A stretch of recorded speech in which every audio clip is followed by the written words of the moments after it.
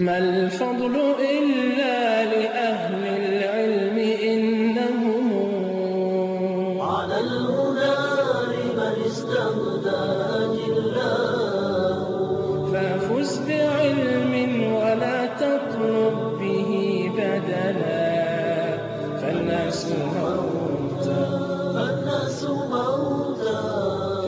موتى وأهل العلم أحياء.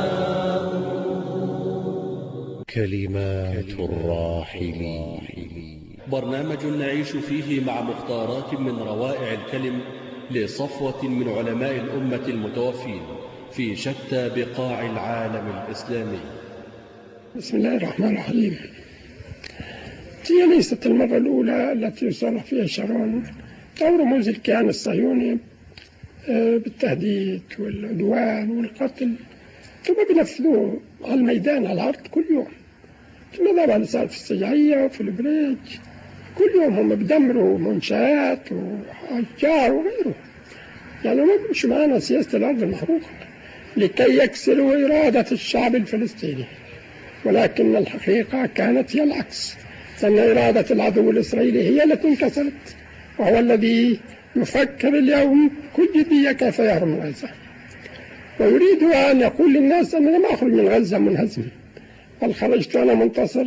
يريد أن يضرب ضربات، لكن في النتيجة ستكون له الهزيمة، لأن المنتصر لا يسلم أرض ولا يخرج منها. المنتصر يبقى في يده محتل، لكن بما أنه سيخرج ويسلم فهو المهزوم إن شاء الله تعالى.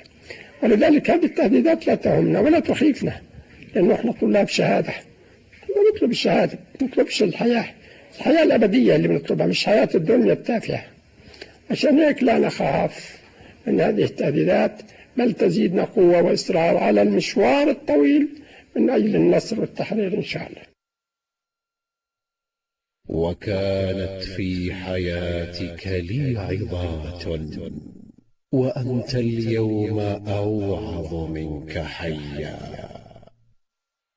ما الفضل إلا لأهل العلم إنهم على الهدى لمن استهدى أجلاه.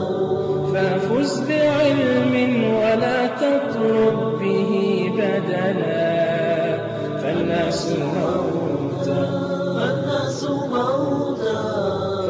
موتى وأهل العلم أحياء.